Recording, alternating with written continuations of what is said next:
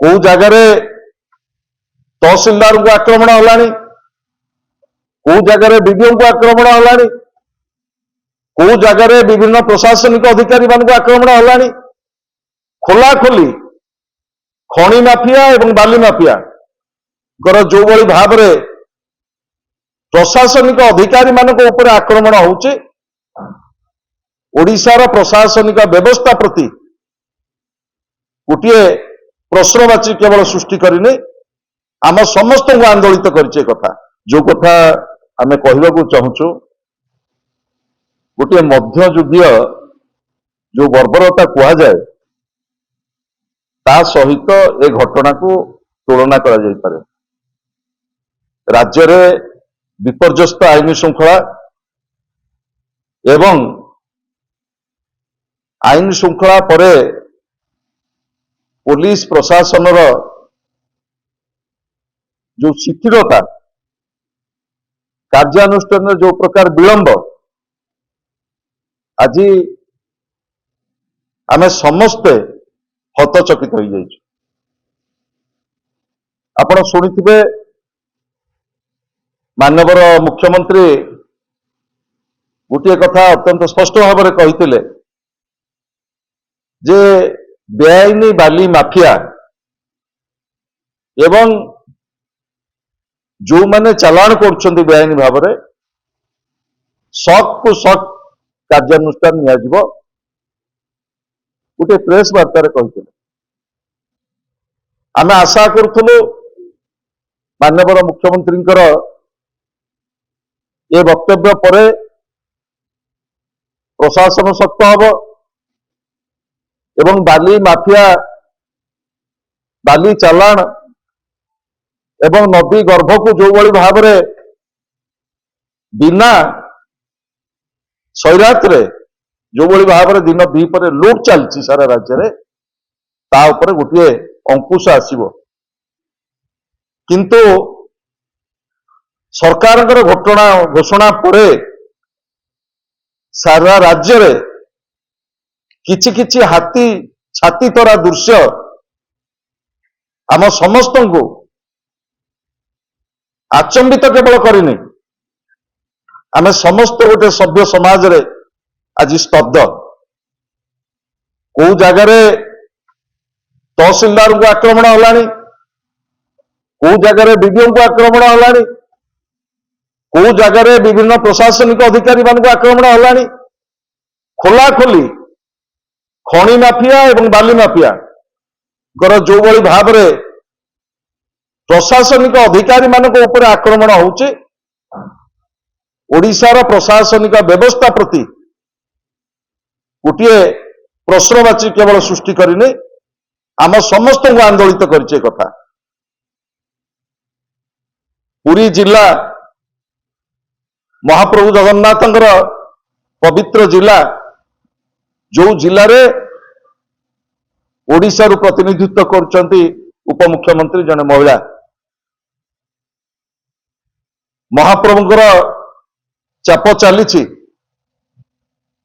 सारा विश्व लक्ष्य करुच्ची महाप्रभु जगन्नाथंकर नीतिकांति, किंतु गला काली पुरी जिलार साक्षीगोपाल निर्वाचन मंडली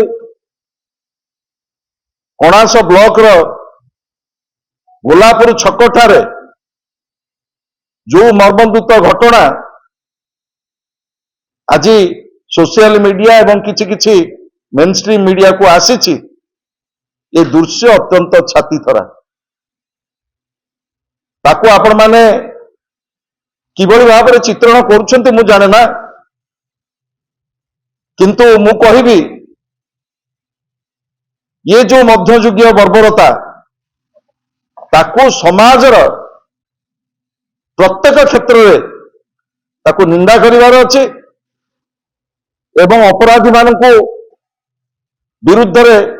दृढ़ कार्यानुष्ठान नबार अछि एवं एभली घटना सकाळ 7:30 बेले आज की वर्तमान हो गलानी प्राय 48 घंटा जो माने अपराधी माने पुलिस कब्जा को एपर्यंत आसी नांती, दिन सकाल 7:30 बेले जितेबाला घटना घटिला ये घटना कणास थाना ठारू 500,000 मीटर दूर में घटना घटिला। ये घटना हठात घटिनी प्रथमे जो रक्तरंजित दृश्य आपण माने देखुचंती देखिबा को जाउचंती प्रथमे गोटे माछ मार्केट जोटी शह शह लोक थिले सेठी माछ मार्केट रु गोटे पनिकी आनी ताको प्रथमे पनिकी आक्रमण करा गला एवं पनिकी आक्रमण कला गला परे से जेतेबेले रक्त जुड़बुड़ होई रास्ता उपरे आत्मचित्कार करुछंती सेतिकी बेले गोटे स्कूटी एवं गोटे मोटरसाइकेल रे जो भली भाव रे तांको उपरे चढ़ा गला ये अत्यंत हृदय विदारक एवं प्रशासन पाई ये एक संपूर्ण भाव में चैलेंज। आउ किछि दिन पर महाप्रभुंकर घोषा यात्रा बड़ ठाकुर आसबे बड़दाण्ड को जो अस्मिता कथा आम कहते जो जगन्नाथ कथा कहते महाप्रभु जगन्नाथ पवित्र क्षेत्र में एभली घटना एभली छातीथरा दृश्य गोटे सभ्य समाज रे स्वाधीनतार 78 वर्ष पर गणतंत्र जेतिकी वयस्क होउची गणतंत्र जहाँ मूलमंत्र थिला व्यवस्था लोकों पाखरे पहुंचब समाज रे असमानता रहिबो नाही भ्रष्टाचार रहिबो नाही अपराधिक तत्व रहिबो नाही। आमे आज अनुभव करुचु ये नूतन डबल इंजिन सरकार आसिला परे जो भली भाव रे अपराधी माने अपराध घटौचंती एवं दृष्टांतमूलक कार्यानुष्ठान जो भली भाव रे नबा कथा प्रशासन तार विलंब जोगु ये घटना बढ़ी बढ़ी चली। मोर अनुरोध रहिबो गणमाध्यम को आमे समस्ते एभली बर्बरजित घटना को निंदा करिबा एवं प्रशासन को आमर दाबी रहिबो तुरंत अपराधी मानकु केवल गिरफ्त करा जाऊ एभली दृष्टांतमूलक एक्शन निया जाऊ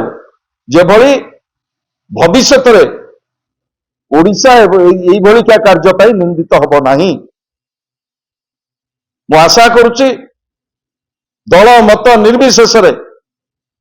ए घटना केवल आम निंदा करबानी डबल इंजिन सरकार आसिला परे ओडिशा रे जो भली भाव रे चरम आईन श्रृंखला परिस्थिति सृष्टि होउची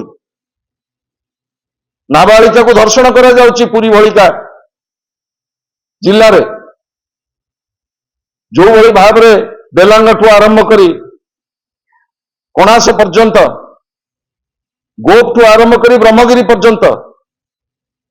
यही जो पर्यटन क्षेत्र महाप्रभु जगन्नाथ पवित्र श्रीक्षेत्र जो भली भाव रे बदनाम होउची सारा भारत वर्ष रे सारा विश्व रे ताकू कड़ा कार्यानुष्ठान निया जाऊ एवं अपराधी मानकू जो माने संपृक्त अछंती तांका विरुद्ध रे दृष्टांतमूलक पदक्षेप निया जाऊ एवं आपण माने जानिछंती बाली माफियांकर जो भली भाव रे बाली रास्ता रे एनएच रे पकई देले जने कर्तव्यरत सांबादिका जो भली भाव रे मृत्युवरण कले तार दुखद घटना मनरू न लिबुनु एभली घटना प्रशासन चरम विफलता चिंताजनक।